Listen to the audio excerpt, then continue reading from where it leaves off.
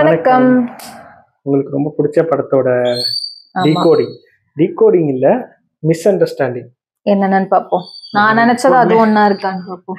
எப்பவுமே கமல் உலகநாயகன் சொல்றது எல்லாமே மிஸ் அண்டர்ஸ்டாண்டிங்காக தான் போய் முடியும் கடைசியில எல்லாருக்கும் புரியாம.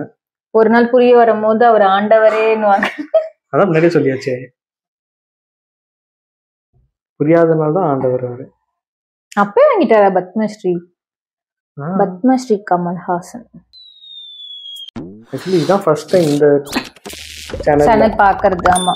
கையளவு இதயமும் அதில் கடலளவு ஈரமும் கொண்டிருக்கும் சமகால சகவாசிகளுக்கு வணக்கம். முகமது யூசுப் கான்ற ஒரு முஸ்லீம் போர் வீரரை பற்றி மருதநாயகம்னு ஒரு படம் எடுக்கணும்னு நினச்ச கமல் சாரை நிறைய மதவாதிகள் பிரச்சனை கொடுத்து தடுத்து நிறுத்தினாங்க. எண்ணி 3 வருஷத்தில் அந்த மனுஷன் அதே மதவாதிகளுக்கு ரிப்ளை பண்ணுற மாதிரி ஹேராம்னு இந்தியாவே உழுக்குன ஒரு படத்தை கொடுத்தாரு. இந்தியா சுதந்திரம் வாங்கின வரலாறோட மறுபக்கத்தை காட்டின முதல் தமிழ் படம் ஹேராம் தாங்க. ராபர்ட் ஃப்ராஸ்டோட போயமுக்கும் புதுமை பித்தனோட சிறுகதைக்கும் இடம் இருக்க பாடப்புத்தகத்தில் கமல்ஹாசன் அவர்களோட சினிமாக்கும் இடம் இருந்தால் தப்பில்லைன்னு என்னோட கருத்துங்க. நான் 10th வரைக்கும் ஹிஸ்ட்ரி புக்கை பார்த்து கற்றுக்காத பல விஷயங்களை இந்த படத்தை பார்த்தப்பவும் அதுக்கு பின்னாடி இருக்க வரலாறு படிச்சப்பவும் என்னால் கற்றுக்க முடிஞ்சு. காந்தியை விரும்பின கோட்சேவே அவர் கொலை பண்ணுறான். ஒருவேளை கோட்சே காந்தியை மீட் பண்ணியிருந்தா கொலை பண்ணியிருக்க மாட்டான்னு கமல் சாருக்கு தோணுச்சு. அப்படி ஒரு நாள் காந்தியை கொல்ல நினைச்சு திரும்பி போன ஒருத்தனை பற்றி ஒரு படம் பண்ணணும்னு அவர் கற்பனையில் உதிச்சுது. மகாத்மா காந்தியை எத்தனையோ பேர் கொல்ல முயற்சி பண்ணாங்க. அப்படி கொல்ல வந்த ஒரு நிஜமும் கமல் சாரோட கற்பனையும் கலந்த கதாபாத்திரம் தான் சாகேத் ராம். எதனால சாகேத் ராம் காந்தியை கொல்ல நினைச்சா அவன் அவரை கொன்னாரா இல்லையான்றதான் இந்த ஹேராம். அது வரைக்கும் வில்லன்களோட மட்டுமே மோதின கமல் சார் இந்த தடவை இந்தியாவின் ஆகப்பெரும் ஆளுமையான மகாத்மா காந்தியவே எதிர்க்கிறாரு. இந்த கதை சாகேத் ராம் பாயிண்ட் ஆஃப் வியூல நடக்கிறதுனால அவன் ஹீரோவா தெரியலாம். காமனா பார்த்தா வில்லன் தான் அவன். நம்ம ஊர்ல தாங்க ராமாயணம்னு ராமர் பாயிண்ட் ஆஃப் வியூலையும் கதைகள் இருக்கு, லங்கேஸ்வரன் ராவணன் பாயிண்ட் ஆஃப் வியூலையும் கதைகள் இருக்கு. ஹேராம ஒரு வரலாற்று படம்னு சொல்றதை விட வரலாறை மாத்தி எழுதின படம் தான் சொல்லணும். இந்த படத்தோட ஜானரே ஆல்டர்னேட் ஹிஸ்டாரிக்கல் தாங்க. அப்படின்னா ஒரு ஹிஸ்டாரிக்கல் ஈவெண்ட்டை ஒரு ஃபிக்ஷனல் கேரக்டர் மூலியமா, அதாவது கற்பனை கதாபாத்திரம் மூலியமா சொல்றது. இப்ப ஸ்ட்ரெயிட்டா நம்ம கதைக்குள்ள போயிடலாங்க. நான் உங்களோட ஒவ்வொரு நிமிஷத்தையும் மதிக்கிறேன், ஸோ கொஞ்சம் வேகமா பேசுறேன், மன்னிச்சுக்கோங்க. அண்ட் வெறும் ஹிடன் டீடைல்ஸ் சொல்றதை விட படத்துல மற்ற மொழிகளில் வர டைலாக்ஸ்னு நிறைய விஷயங்களை சேர்த்து சொன்னா இன்னும் பெட்டரா இருக்கும்னு தோணுச்சுங்க. ஹேராம்ன்ற வார்த்தை மகாத்மா காந்தியோட வேத மந்திரம். என்ன சொல்றதுக்கு முன்னாடி ஹேராம்னு சொல்ல விட்டாங்கன்னா நான் சந்தோஷமா சாவன் காந்தி சொல்லியிருந்தாரு. அந்த படத்துல வர சாகேத் ராம், ஸ்ரீராம் அபயங்கர், நாத்துராம் கோட்சேன்னு காந்தியை கொல்ல நினைக்கிற எல்லா பயிலுங்க பேர்லயுமே ராம் இருக்கும். மொத்தம் 3 லாங்குவேஜ்ல டைட்டில் போடுவாங்க. டைட்டில் மேல இருக்க அம்பு சாகேத் ராம் காந்திஜியை கொல்ல போக தயாராகும் போது வைக்கிற காலபைரவர் மீசையும் குறிக்குதுங்க.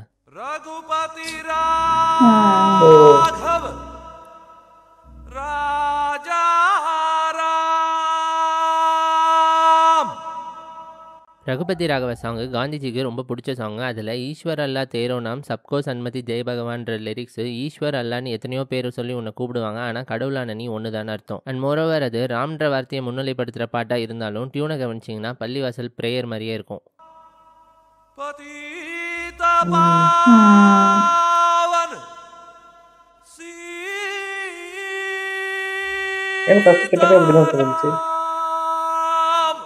இசையும் வரிகளும் சேரும்போது தான் பாடல்கிற அற்புதமே நிகழுது. அப்படிப்பட்ட அற்புதமான பாடல்ல ஹிந்துவையும் முஸ்லீமையும் சேர்த்து வச்சு வேற லெவல் பண்ணிட்டாங்க கமல் சாரும் ராஜா சாரும். பட் விவேக் சொல்ற மாதிரி ஏஆர் ரஹ்மான் கொடுத்தா ரெண்டையும் பிரிச்சு கொடுத்துருவாருன்ற கணக்கா இங்க இருக்க மதவாதிகள் அரசியலுக்காக அடிக்கடி பிரிச்சு விடுற வேலையை பார்க்கறதுனால தாங்க இங்க பிரச்சனையே. அடுத்து நேம் கார்டு வரும்போது கிறிஸ்டியானிட்டி மியூசிக் வரும். இது ஒரு ஹிந்துத்துவா படம்னு காதில் வந்து கத்திட்டு இருந்தவங்களுக்கு முதல் நிமிஷத்துலேயே நம்ம எல்லாரும் ஒரே குட்டையின் மட்டைகள் தான் தெளிவாக சொல்லிட்டாரு. 1999 படம் ஆரம்பிக்குதுங்க. சாகேத் ராமோட 89வது வயசுல மரண படுக்கையில் இருக்காரு. சாகேத் ராம்னா அயோத்தியின் ராமன் அர்த்தம். கூட அவரோட பேரன் junior Saketh Ram and doctor Munawar இருக்காங்க. டாக்டர் லைட் ஆன் பண்ணும்போது தாத்தாக்கு இருட்டு தான் பிடிக்கும், அவரை நான் வெளிச்சத்திலே பார்த்ததில்லன்னு ஜூனியர் சாகேத் ராம் சொல்ல, டாக்டர் காந்திக்கு இருட்டே பிடிக்காது, தூங்கும்போது கூட லைட் ஆன் பண்ணிட்டே தான் தூங்குவாருன்னு பண்ற ரிப்ளை. சாகேத் ராமும் காந்தியும் ஸ்ட்ரைட் ஆப்போசிட் கேரக்டர்ஸ்னு இங்கிருந்தே டீடைலிங்க ஸ்டார்ட் பண்றாங்க. அந்த டேபிள் இருக்க குரங்கோட 3 மண்டவோடு இவர் ஆர்கியாலஜிக்கல் டிபார்ட்மெண்ட்ல இருந்தபோது சேகரிச்சது. அண்ட் காந்திஸ் 3 வைஸ் மங்கீஸ்னு சொல்லப்படுற கண்ணு வாய் காத மூடி இருக்க குரங்கு சிலைகள் என்ன சொல்லுதுன்னா, ஸ்கல் என்னதான் உயிர்களோட அவ்வளவு நெருங்கிய விஷயமா இருந்தாலும் அது சாவை டினோட் பண்ணுது. பட் சிலைகளுக்கு உயிரே இல்லைனாலும் ஒருத்தரோட வாழ்க்கையும் அவர் வாழ்ந்துட்டு போன அடையாளத்தையும் குறிக்குது. அங்கிருந்து பிளாஷ்பேக் போகும்போது கூட சாகேத் ராம் முகம் மண்டவோட மாதிரி தான் ஸ்டார்ட் ஆகும். தாத்தா கிட்ட நிறைய கதைகள் கேட்டு அவார்டு வாங்குற அளவுக்கு பெரிய ரைட்டரான ஜூனியர் சாகேத் ராமோட அடுத்த நாவல் அவர் தாத்தா சொன்ன கதையை வச்சுதான். அண்ட் பேசிக்கா சாகேத் ராம் கதை சொல்லும் போது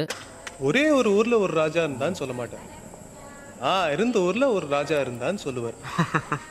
எது நிஜம் எது இவரா சேர்த்துக்கிட்டதுன்னு சாகித் ராம் சொல்ல மாட்டார். இதை வச்சே ஹேராம் படமும் அந்த மாதிரி தான் நம்ம புரிஞ்சுக்கணும். இந்த மொத்த கதையும் சாகித் ராமோட பாயிண்ட் ஆஃப் வியூல தான் நகருது. முதல்ல ஆரம்பிக்கிற இந்த பிளாஷ்பேக் சாகித் ராம் நினைச்சு பார்க்குற மாதிரியும் எடுத்துக்கலாம், அதர்வைஸ் ஜூனியர் சாகித் ராம் டாக்டர் கிட்ட தாத்தா சொன்ன கதையை சொல்ற மாதிரியும் எடுத்துக்கலாம். கட் பண்ணா ஆகஸ்ட் 1946 இண்டிபெண்டன்ஸ்க்கு சரியா 1 இயர் முன்னாடி பாகிஸ்தான்ல இருக்க மொஹஞ்சதாரோ எனப்படும் இண்டஸ் வேலி சிவிலைசேஷன்ல புதைப்பொருள் ஆராய்ச்சியாளராக ஒர்க் பண்றாரு சாகித் ராம். இந்த படத்துலங்க சரித்திரத்தை தோண்டி எடுத்து ஆராய்வதும் ஒரு வகையான புதைப்பொருள் ஆய்வுன்னு எஸ் ராமகிருஷ்ணன் அழகா எழுதியிருந்தாரு. அங்க வேலை செஞ்சுட்டு இருக்க இவங்களை மத கலவரம் வரும்னு பேக்கப் பண்ணி கராச்சி போகணும்னு சொல்றாங்க. கராச்சி பாகிஸ்தான்ல சிந்தின்ற ஹிந்து மக்கள் அதிகமா வாழ்ந்த இடம். அப்போ அம்ஜத் கான் இண்டஸ் வேலி சிவிலைசேஷனை குழந்தைங்க விளையாட பொம்மை வேணும்னு நினைச்ச சிவிலைசேஷன், நம்மள மாதிரி பெரியவங்க விளையாட ஆளுக்கு ஒரு சாமி வேணும்னு நினைக்கிற சிவிலைசேஷன் இல்லைன்னு அங்க நடக்க போற மத கலவரத்தை நினைச்சு ஃபீல் பண்ணி சொல்லுவாரு. அதுக்கு சாகித் ராம், சரிடாப்பா, நாம இருக்கிறது அந்த சிவிலைசேஷன்ல இல்லையே, நாம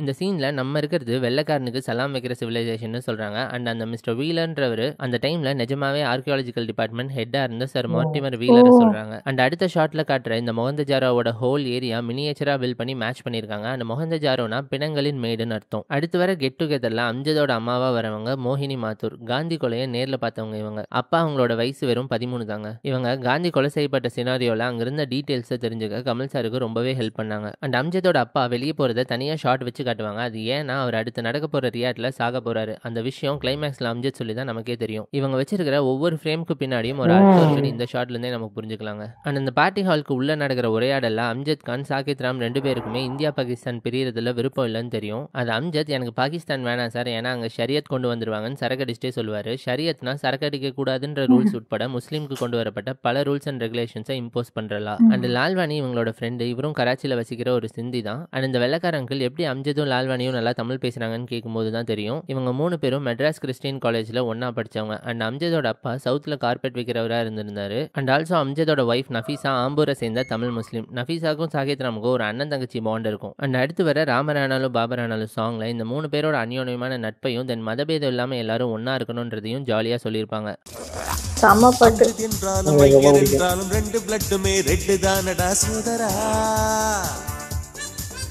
அடுத்த சீன் போகிறதுக்கு முன்னாடி நீங்கள் தெரிஞ்சுக்க வேண்டிய சில வரலாற்று விஷயங்களை சிம்பிளாக சொல்லிடுறாங்க. அது தெரிஞ்சாதான் அந்த சீன் நல்லா புரியும். ஹிஸ்ட்ரின்னு ஸ்கிப் பண்ணிடாதீங்க, ஒரு நிமிஷம் முடிச்சிருவேன். டைரக்ட் ஆக்ஷன் டேன்னு ஒன்று 16th ஆகஸ்ட் 1946 நடந்துச்சு. அதாவது இண்டிபெண்டன்ஸ் கிடைக்கிறதுக்கு எக்ஸாக்டாக 1 இயர் முன்னாடி. அந்த டைமில் காந்தி தான் பிரிட்டிஷ் கவர்னர்ஸ்க்கு அடுத்து இந்தியாவில் காங்கிரஸில் முக்கியமான அரசியல் முடிவுகளை எடுக்கிறவர். ஜின்னா முஸ்லீம் லீக் கட்சியோட தலைவர். பாகிஸ்தானை பிரித்து கேட்டதும் இவர் தான். பின்னால ஃபவுண்டர் ஆஃப் பாகிஸ்தான் இவர் தான் சொன்னாங்க. சுரவர்தி பெங்காலோட சீஃப் மினிஸ்டர், இவரும் முஸ்லீம் லீக் கட்சி தாங்க. ஜின்னா மேற்கால பாகிஸ்தான் பிரித்து கொடுக்க சொல்லி கேட்டார்னா சுரவர்தி கிழக்கால பங்களாதேஷை பிரிச்சு கொடுக்க சொல்லி கேட்டாரு. இப்போ பிரிச்சுட்டு அப்புறம் தனி நாடா ஈஸ்ட் பெங்கால்னு இருந்தாலும் ஓகே, இல்ல பாகிஸ்தானோட இணைஞ்சாலும் ஓகேன்றது தான் அவரோட பிளான். டைரக்ட் ஆக்ஷன் டேங்கிறது பாகிஸ்தான்ற தனி நாடு வேணும்னு மொத்த முஸ்லீம்ஸையும் பந்த் பண்ண சொல்லி ஜின்னா சொன்னாரு. அப்பதான் பிரிட்டிஷ் கவர்மெண்ட்க்கு இந்தியன் முஸ்லீம்ஸோட பவர் புரிஞ்சு நம்ம டிமாண்ட்ஸ் என்னன்னு கேட்பாங்கன்னு பந்த் பண்ண சொன்னாரு. அந்த பந்த் அப்போ நிறைய காலி பசங்க உள்ள பூந்து இதுதான் சாக்குன்னு கொலை கற்பழிப்புன்னு இறங்க அது பெரிய ஹிந்து முஸ்லீம் கலவரமா வெடிச்சது. 3 நாள் நடந்த அந்த கலவரத்துல 4000 பேருக்கு மேல கொல்லப்பட்டாங்க. 1,00,000 பேருக்கு மேல வீடு வாசலையே இழந்து தெருவில் நின்னாங்க. அந்த டைம்ல ஒரு போலீஸ் கூட வரலங்க. ஏன்னு பார்த்தா சுரவர்தி கண்ட்ரோல் ரூம்ல உட்காந்து யாரையும் செயல்பட விடாம தடுத்திருக்காரு. தனி நாடு கிடைச்சா நம்மளுக்கும் பெரிய பவர் கிடைக்கும் சுரவர்தி நினைச்சாரோ என்னவோ. அண்ட் வரலாற்றுல இந்த நாளை கிரேட் கல்கத்தா கில்லிங்ஸ்னு குறிப்பிடுறாங்க. இப்போ படத்துக்கு வருவாங்க. அங்க சாங் முடிச்சு அபர்ணாவை பார்க்க கல்கத்தா போவார் ராம். அங்க நடக்கிற கலவரத்துல சாகித் ராம் ஒய்ஃப் அபர்ணாவோட டெய்லர் அல்தாஃப்ட என்ன நடக்குதுன்னு கேட்பாரு. அவன் ஜின்னா சாப் டைரக்ட் ஆக்ஷன் டேவை அனௌன்ஸ் பண்ணியிருக்காருன்னு சொல்லுவான். இப்போ உங்களுக்கு டைரக்ட் ஆக்ஷன் டேனா என்னன்னு ஜின்னா யாருன்னு ஒரு ஐடியா இருக்கும்னு நினைக்கிறேன். அதை பத்தி பேசும்போதே அல்தாஃப் உங்க ஒய்ஃப் இப்பெல்லாம் நம்ம கடைக்கு வரதே இல்லைன்னு ஒரு மாதிரி சிரிச்சிட்டே சொல்லுவான். அங்கேயே நம்ம தெரிஞ்சுக்கலாம் இவனுக்கு அபர்ணா மேல ஒரு கண்ணுன்னு. அண்ட் கார்ல தக்காளி அடிக்கிறவனை ஜாடமாடியா மிரட்டிட்டு பின்னாடி போய் இவனே தக்காளியை தூக்கி அடிப்பான். என்னாச்சு ஏன் போலீஸ் யாரையும் காணோம் டிரைவர்கிட்ட கேட்பாரு. அதுக்கு டிரைவர் போலீஸ் ஹாலிடேவை செலிப்ரேட் பண்றாங்க, சுரவர்தி டைரக்ட் ஆக்ஷன் டேவை செலிப்ரேட் பண்றாருன்னு சொல்லுவான். டாக்ஸி பணக்காரங்க வாழ்ற அடுக்குமாடி குடியிருப்புக்குள்ள நுழையும் போது சாயங்காலம் ஆயிருந்துங்க. அங்க 3rd ஃப்ளோர்ல இருக்க சாகித் ராம் லிஃப்ட்டுக்குள்ள போகும்போது அந்த ஆன்ட்டியும் மெடிக்கல் ஷாப் கூட க்ளோஸ் பண்ணிருக்குன்னு டென்ஷன் ஆகி சுரவர்தியை திட்டுவாங்க. அண்ட் சாகித் ராம் வீட்டுல பெல் அடிச்சு விளையாடும் போது அவ கொஞ்சம் பயந்த மாதிரி பேசுவா. நான் போலீஸை கூப்பிடுவேன்னு சொல்றது, இவர் உள்ள போகும்போது கண்ணை பிடிச்சி நிக்கிறதுன்னு ஒரு மாதிரி அப்நார்மலாவே இருப்பா. உள்ள இந்த 2 உயிரும் அந்யோன்யமா இருக்க அடுத்த சில நிமிடங்களுக்கு 3வது உயிரா இளையராஜாவோட இசையும் இருக்கும். அப்போ அபர்ணா சொல்ற அந்த பெங்காலி வேர்ட்ஸ் ஒரு ஃபேமஸான பெங்காலி கவிதைங்க. அந்த சீன்ல கேமரா ஆங்கிள்ஸ் கூட ரொமான்டிக்கா இருக்குன்னு தான் சொல்லணும். அண்ட் அடுத்து இவங்க காதல் கொள்ற அந்த மாலை வேலையை கமல் சார் ஸ்கிரிப்ட்ல பகல் சோர்ந்து இரவு வெல்லும் வேலைன்னு எழுதியிருக்காரு. அண்ட் ராம் சில பேப்பர்ஸ் மேல கைய வைக்கும் போது கேர்ஃபுல் கரெக்ஷன் பேப்பர் இருக்குன்னு சொல்றது மூலியமா ஒரு டீச்சர்னு நமக்கு தெரியுது. அதுக்கப்புறம் பெட்லயே வச்சு கேஷுவலா தாலி கட்டுறாரு. இந்த தாலி அம்ஜத் ஒய்ஃப் நஃபீசா மெட்ராஸ்ல இருந்து வர வச்சதுன்னு அந்த பார்ட்டி சீன்லயே சொல்லுவாங்க. சொல்லுவாங்க. அண்ட் ராம் பசிக்குது சாப்பிட என்ன இருக்குன்னு கேட்கும்போது அப்பர்னாவே மார்க்கெட் போக பயந்து 2 நாளா பிரெட் அண்ட் பட்டர் தான் சாப்பிட்டதா சொல்லுவா. அவர் அதையும் மீறி பந்தா இருந்தாலும் ஏதாவது ஹிந்து கடைகள் திறந்துருக்கும்னு வெளியே போவாரு. வேண்டாம் போகாத எனக்கு பயமா இருக்குன்னு அப்பர்னா சொல்லியும் கேட்காம போவாரு. அப்பர்னா கன் வச்சு நின்னது இப்போ பயப்படுறது எல்லாமே மார்க்கெட்ல அல்தாஃப் ஆல்ரெடி அப்பர்னாவை ரொம்ப டிஸ்டர்ப் பண்ணியிருக்கான்னு நம்மளே அங்கே புரிஞ்சுக்கணும். அப்போ ரோட்ல ஒரு சிங்கு பொண்ணை காப்பாற்றி அவங்க வீட்டில் சேர்த்துட்டு அவங்க வீட்டில இருந்தே டெலிஃபோனில் கல்கத்தா கமிஷனருக்கு கால் பண்ணுவார் சாகேத் ராம். இவங்க பேசுறதுலேருந்தே இவங்க 2 பேருக்கும் ஆல்ரெடி அறிமுகம் ஆனவங்கன்னு நமக்கு தெரியும். அப்போ கமிஷனர் எங்களால் எதுவும் பண்ண முடியலங்க, வி ஆர் ஹெல்ப்லெஸ்னு சொல்லுவார். இப்போ சுரவர்தி கண்ட்ரோல் ரூம்ல இருந்து போலீஸ் எல்லாரையும் தடுத்தாருன்னு அப்போ சொன்னதோட கனெக்ட் பண்ணிக்கோங்க. அண்ட் அங்கிருந்து வீட்டுக்கு போனோன்னா அவர் சில முஸ்லீம்ஸ் தலையில் அடிச்சு பியானோல கட்டி அவர் கண் எதிர்க்கவே அப்பர்னாவை அல்தாஃப் டெய்லர் வன்கொடுமை செய்வான். இந்த இடத்துல அல்தாஃபை நம்ம ஒரு முஸ்லீமா பார்க்கக்கூடாது. ஆரம்பத்திலேருந்தே அப்பர்னா மேல கண்ணு வச்சிருந்த ஒரு ஆள் இந்த கலவரத்தை சாக்க வச்சு அந்த விஷயத்த பண்ணான்னு தான் எடுத்துக்கணும். இந்த ஆள் அல்தாஃப் உள்ள கூப்பிடும்போது நீங்க அவளை பார்த்துக்கோங்க, எனக்கு இவன் போதும்னு சொல்லுவான். அவன் ஒரு ஹோமோசெக்சுவல் பர்சன். ராமும் அந்த இடத்துல செக்ஷுவலா ஹராஸ் ஆயிருக்க வேண்டியது. ராம் தந்திரம் பண்ணி கட்டாவுக்கு வச்சு அவங்கள அடிச்சுட்டு உள்ள போய் பார்க்கும்போது அவரோட உயிரில் பாதி கொஞ்சம் கொஞ்சமா பிரிஞ்சுட்டு இருக்கும். கடைசியா ஒரு தடவை ராம பார்க்கறதுக்காகவோ என்னவோ உயிரை பிடிச்சி காத்துட்டு இருந்த மாதிரி அப்பர்னா கழுத்தறுக்கப்பட்ட நிலையில கிடப்பா. அப்ப ராம் கதறி அழுகிறத பார்க்கும்போது சாகேத் ராமோட வழியை மட்டும்தாங்க உணர முடிஞ்சது. ஆனா ஹிஸ்டரியை கொஞ்சமா புரட்டினதுக்கு அப்புறம் தான் அதே நேரத்தில் பல்லாயிரக்கணக்கான வீடுகளில் இதை விட கொடூரமான விஷயங்கள்லாம் நடந்துட்டு இருந்ததுன்னு தெரிஞ்சுது. அண்ட் முஸ்லீம்ஸை ரொம்ப கொடூரமாக காட்டியிருக்காங்கன்னு நிறைய குற்றச்சாட்டுகள் இருந்துச்சு. நான் முதலே சொன்ன மாதிரி இது ஒரு தனிப்பட்ட ஒருத்தனோட சுயநல செயல் தான். முஸ்லீம் எல்லாம் தப்பா காட்டல. அவரு ராம் கூட லிப்ட்ல இருந்தவரும் முதுகுல குத்தப்பட்டு செத்து கிடக்கிறார். அவர் மனைவியும் கற்பழிக்கப்பட்டு கொல்லப்பட்டிருக்காங்க. அப்பர்னா உயிர் மொத்தமா பிரிஞ்சோன்னா வலி வெறியா மாற துப்பாக்கியை லோட் பண்ணிட்டு கல்கத்தா வீதிகளுக்குள்ள நுழைய ஆரம்பிக்கிறாரு.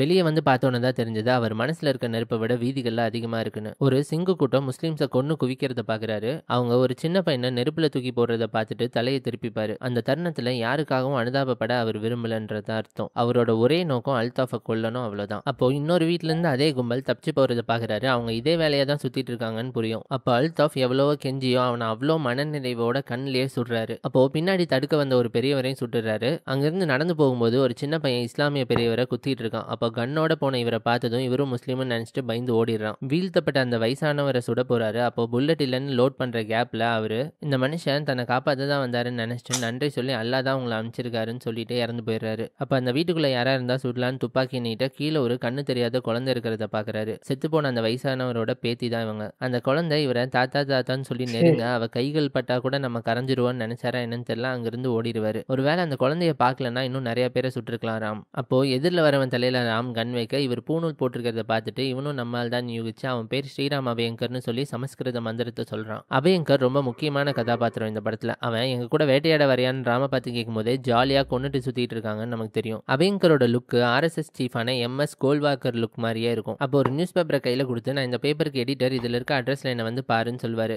காந்தியை கொண்ட கோட்ஸேவும் ஒரு நியூஸ் பேப்பருக்கு எடிட்டரா இருந்தவர் தான். அண்ட் ராம் கிட்ட இப்படியே போனா நீ யாருன்னு மத்தவங்களுக்கு தெரியாதுன்னு சொல்லி ராம்க்கு பொட்டு வச்சு விடுறது சொந்த கோவத்துக்காக கொண்டுட்டு இருந்த ராம்க்கு மதசாயம் பூசுற மாதிரி இருக்கும். அங்கிருந்து நடக்க ஆரம்பிச்சு ஓடுவார் ராம. அப்ப இவரை நோக்கி சில சிங்குகள் கத்தியை தூக்கிட்டு வருவாங்க. அப்புறம் பொட்டை பார்த்துட்டு கையாட்டிட்டு போயிருவாங்க. அண்ட் தென் ஒரு முஸ்லீம் பையனை ஒரு சிங்க கூட்டம் வெட்டுவாங்க. அதையும் பார்த்துட்டு திக்கு தெரியாம ஓடுவார் சாகேத் ராம். அப்படியே அந்த நாள் முடிவடையுங்க. இன்னும் ரொம்ப டீட்டெயிலிங்கான மித்த விஷயங்களா அடுத்த பாட்டுல சொல்லியிருக்கேன் நண்பா. அதோட லிங்க் டிஸ்கிரிப்ஷன்ல இருக்கு, கண்டிப்பா அதையும் பாருங்க. உங்க கம்ஃபர்ட்காக தான் ஒரே நாள்ல எல்லா வீடியோவையும் ஒன்னா ரிலீஸ் பண்ணிருக்கேன். அந்த வீடியோ முடியறதுக்கு முன்னாடி ஒரு விஷயம் சொல்லணும் நண்பா. நம்ம சேனலோட 1001 வீடியோ கமெண்ட்ஸ்ல சில நண்பர்கள் நண்பா உங்க வீடியோவை காவேரி நியூஸ்னு ஒரு சேனல் அப்படியே காப்பி அடிச்சிட்டாங்கன்னு சொன்னாங்க. ஃபர்ஸ்ட் நான் அதை பெருசா எடுத்துக்கலங்க. பட் லைனா நிறைய பேர் கமெண்ட் பண்ண அந்த வீடியோவை பார்த்தேன். நான் 5 தடவை படம் பார்த்து 4 வீடியோ ரெஃபரன்ஸ் எடுத்து பண்ணதா அவங்க நம்ம ஒரே ஒரு வீடியோவை மட்டும் பார்த்து அப்படியே ஈஸியாக காப்பி அடிச்சிட்டாங்க. நான் ஃபர்ஸ்ட் அது வெறும் யூடியூப் சேனல் மட்டும் தான் நினச்சேன். அப்புறம் தான் சில டிவி சேனல்லையும் பார்த்ததா சொன்னாங்க. அப்போ கூட பேசாம தாங்க இருந்தாங்க. ஆனால் ஒரு சிலர் நம்ம வீடியோ கமெண்ட்ஸ்லேயே வந்து நீங்கள் காவேரி நியூஸை பார்த்து அப்படியே காப்பி அடிச்சிட்டிங்கன்னு சொல்ல ரொம்ப கஷ்டமாக போச்சுங்க. இது கொஞ்சம் பாருங்களேன். ஆனானப்பட்ட புல்லட்டையே அசால்ட்டாக ஆப்ரேட் பண்ணி எடுக்கிற அவங்க மருத்துவத்தில் எவ்வளோ பெரிய மாசுன்னு சொல்லுவோம் அந்த சீன். ஆளாளப்பட்ட புல்லட்டையே அவ்வளோ அசால்ட்டாக எடுக்கிறாங்கன்னா இவங்களுக்கு மற்ற விஷயத்தில் எவ்வளோ அத்து போயின்றது இந்த ஒரு சீக்வன்ஸில் செல்வராகவன் உணர்த்திருப்பாரு. இது ஒரு சின்ன சாம்பிள் தாங்க. மொத்தமாவே நிறைய நான் பார்த்திருக்கேன். ஒரு வாரம் கஷ்டப்பட்டு பண்ணதா அவங்க ஒரு நாளைக்கு போடுற 3 வீடியோல ஒன்னா இதையும் போட்டு போயிட்டே இருக்காங்க. நம்ம சப்ஸ்கிரைபர்ஸ் அவங்க கமெண்ட்ல போய் கேட்டாங்க. பட் எல்லா கமெண்ட்டையும் டெலீட் பண்ணிட்டாங்க. இப்போ 1001 போனது கூட பிரச்சனை இல்லைங்க. ஹேராமுக்கும் அதே நிலைமை வந்துடக்கூடாதுன்னு தான் யோசிக்கிறேன். அட்லீஸ்ட் அவங்க ஒரு சின்ன கிரெடிட்டாவது கொடுத்துருக்கலாங்க. அவங்க வீடியோ லிங்க் டிஸ்கிரிப்ஷன்ல கொடுத்துருக்கேன். நீங்க பாத்தீங்கன்னா உங்களுக்கே தெரியும். நம்ம உழைப்ப ஒருத்தன் யூடியூப்ல 40 நிமிஷம் வீடியோ பண்ணியும் அதையே டிவி சேனல்ல 1 hour ஷோவா போட்டும் காசு பார்க்கறான்னு நினைச்சா விரக்தி ஆகுதுங்க. கடைசியா காவேரி நியூஸ்க்கு ஒண்ணு சொல்லிக்கிறேன். செய்யற வேலைக்கு கொஞ்சமாச்சும் உண்மையா இருங்க நண்பா. வாங்குற காசுக்கு கொஞ்சமாச்சு சொந்தமா வேலை செய்யுங்க நண்பா. ரொம்ப சாரிங்க இந்த பிரச்சனையை சொல்லி டைம் வேஸ்ட் பண்ணதுக்கு. நீங்க நம்ம அடுத்த வீடியோ பாருங்க மறக்காம. லிங்க் டிஸ்கிரிப்ஷன்ல இருக்கு. Signing off Hariprasad and Indian. Actually அவரு நான் பார்த்திருக்கேன் அவரோட சேனல்ல காட்டினாங்கன்னா அவர் வந்து இப்போ வந்து மாயம் ஸ்டுடியோஸோ சம்திங் சேனல் வச்சு யூஸ் பண்ணிட்டு இருக்காரு. சரி ஆனா ஓன் கண்டென்ட்லாம் போட்டுட்டு இருக்கான்னு நினைச்சேன். கடைசியில பார்த்தா சரி இப்ப நம்மளுமே ரியாக்ஷன் வீடியோ மத்தவங்களோட தான் எடுத்து போட்டுட்டு இருக்கோம். ஆனா வந்து ஆக்சுவலா என்னன்னா இதுக்கு அதுக்கு சம்மந்தம் இல்ல. இதுவுமே மத்தவங்களோட எல்லாருமே அதானே சொல்லுவாங்க மத்தவங்க. ஆனா நாங்க யாரோட சேனல் பாக்குறோம்ன்றோமோ அவங்களுக்கு வந்து நாங்க அந்த கிரெடிட்ஸ் கொடுக்குறோம். அவங்களுக்கு தான் நாங்க பாக்குறோம்னு சொல்லி நாங்க மென்ஷன் பண்ணி தான் போட்டுட்டு இருக்கோம். இவர் அது அவர் கேட்ட மாதிரி அந்த கிரெடிட்ஸாவே எனக்கு கொடுக்கலான்றதுதான். இது ஏன்னா ப்ராப்பரா ரியாக்ஷன் சேனல் பண்ற எல்லாருமே வந்து இது மாதிரி தான் பண்றாங்க. லைக் என்னன்னா ஒரு வீடியோ பாக்குறோம், அந்த வீடியோ பார்த்து ரியாக்ட் பண்றப்ப நம்மளுக்கு தோன்ற தாட்ஸையும் அடுத்து சொல்றோம். கீழே வந்து டிஸ்க்ளைமர் இது வந்து எங்களோட வீடியோ கிடையாதுன்னு கிளியரா போட்டு இந்த வீடியோக்கான சொந்தக்காரங்க இவங்கன்னு சொல்லி ஒரிஜினல் வீடியோட லிங்க்கும் அதுலயே இருக்கும். யார் வேணாலும் அந்த ஒரிஜினல் வீடியோ பார்க்கணும்னு நினைக்கிறவங்க அதை கிளிக் பண்ணி பார்த்துக்கலாம். ஈவன் நிறைய பேர் பண்ணாதது, நான் ரொம்ப சில யூடியூபர்ஸ் மட்டும் பண்றது அந்த டைட்டில்லயே அவங்கள டேக் பண்றது. அது நம்ம எல்லா வீடியோஸ்லயுமே நம்ம சேனல்ல எல்லா வீடியோஸ்லயும் நாங்க டேக் பண்ணிடுவோம். ஏன்னா நீங்க போய் டிஸ்கிரிப்ஷனுக்கு ஆக்சுவலா அது காப்பிரைட் ஆனா கூட பரவாயில்லன்னு நாங்க அந்த ஏதாவது ஒரு வீடியோ பார்த்தோம்னா முன்னெல்லாம் ஆமா சில வீடியோஸ் எங்களுக்கு காப்பிரைட் வந்துச்சு. அதுக்கு மெயின் ரீசன் என்னன்னா நாங்க டைரக்டா அவங்களை டேக் பண்ணி போட்டதுதான். ஏன்னா டேக் பண்ணலன்னா அவங்களுக்கு தெரியாது இருக்க வாய்ப்பு இருக்கு. பட் டேக் பண்ணிட்டோம்னா அவங்களுக்கு இமிடியேட்டா நோட்டிபிகேஷன் போகும் இது மாதிரி உங்களை டேக் பண்ணிருக்காங்கன்னு. ஸோ அவங்களுக்கு ஒரு இன்டிமேட் கொடுக்குற மாதிரி நாங்க பண்ணி தான் போடுறோம். பட் அது மாதிரியாவது போட்டிருக்கலாம் அவரு. இது என்னன்னா எக்ஸாக்டா அவங்க கொடுத்திருக்க வீடியோ எடுத்து வச்சு அவர் சொன்ன வேர்ட்ஸ் இவங்களும் சொல்றாங்க. அது வந்து அட்லீஸ்ட் அதாவது வேர்டிங்ஸ் அது மாத்தி போட்டிருக்கலாம். இல்ல பட் இது வந்து சப்போஸ் நாங்க பண்றதே தப்புன்னாலும் இப்ப சினிமா டிக்கெட்ல அவர் வந்து சொல்றாரு, அவருக்கும் தோணி இருக்கலாம்ல இல்ல நீங்க பண்றது தப்புன்னா. அவர் வந்து நீங்க பண்றது நல்லா இருக்குன்னு எப்படி சொல்றது இதாதான் சொல்றாங்க. ஈவன் இப்ப இந்த வீடியோவே மீடியூப்ல வந்து இருக்கிறவங்க தமிழ் பார்த்தா கூட எனக்கு தெரிஞ்சு இப்ப நம்ம சொல்ற தாட்லாம் சொல்லுவாங்கன்னு எனக்கு தோணுது. இதையும் நான் டேக் தான் பண்ண போறேன். கண்டிப்பா டேக் பண்ணி அவங்களோட சேனல் டேக் பண்ணி தான் போடுவேன். ஏன்னா உண்மையாலுமே வந்து நான் ஏஆராம் வந்து 3 times பாத்திருக்கேன் நானு. ஓகே அப்பவே சில இதெல்லாம் அவர் சொன்னதெல்லாம் சில நோட் பண்ணிருப்போம் நம்ம. ஆனா அந்த பாஸ்ட் ஹிஸ்டரி எல்லாம் அவர் சொன்னது வந்து எனக்கு தெரியாது. ஆக்சுவலி படத்துல வர சீன் கரெக்ட் தெரியும். பட் அவர் நடுவுல ஒரு ஹிஸ்டரி ரிலேட்டட் அந்த பர்சன்ஸ் எல்லாம் இருக்காங்க, அவங்க இது பண்றாங்கன்ற தெரியும். ஆனா அதுக்கும் இதுக்கும் கனெக்ட் பண்ற மாதிரி இருக்கிறதெல்லாம் வந்து அவரு உண்மையாலுமே அது கண்டுபிடிச்சு சொன்னதுலாம் இதுதான் கிரேட் தான். ஆக்ஷன் டே பத்தி ஒரு கொடுத்தது. அப்புறம் அந்த இந்த கேரக்டர் வந்து ஒரிஜினல் ஆர்எஸ்எஸ் ஓட தலைவரா இருந்தவரோட அதெல்லாம் ரிசர்ச் பண்ணா மட்டும்தான் தெரியும். நம்ம சும்மா ஜஸ்ட் மூவின்னு பார்த்துட்டு போறோம். அவர் அந்த இதுல பேசிட்டு இருக்கப்ப இப்ப நம்ம இருக்க சிவிலைசேஷன் சொல்றப்ப டக்குன்னு அப்போதைக்கு இருந்த ஒரு ஆபீசரோட இத கொடுக்குற மாதிரி அவரோட பேரை யூஸ் பண்ணது இதெல்லாம் வந்து அவர் ஆக்சுவலி எனக்கு தெரிஞ்சு கமல்ஹாசன் சார் கூட இவ்ளோ டீடைல்ஸ்லாம் வந்து எக்ஸ்பிளைன் வளர்ற ஓவரா கமல்ஹாசன் சார் இந்த அளவுக்கு டீடைலா பண்ணிருக்காரு. ஆனா அது வந்து இல்லப்பா நான் அதை சொல்ல அவர் இவ்வளவு டீடைலா பண்ணிருக்காரு. ஆனா இவ்வளவு டீடைலா நான் பண்ணிருக்கேன்னு அவர் வந்து எதுலயுமே எக்ஸ்பிளைன் பண்ணல. யாராவது இது மாதிரி எக்ஸ்பிளைன் பண்ணாதான் தெரியும் அந்த எஃபர்ட் போட்டிருக்காங்கன்றதே நம்மளுக்கு தெரியும்ன்ற நானு.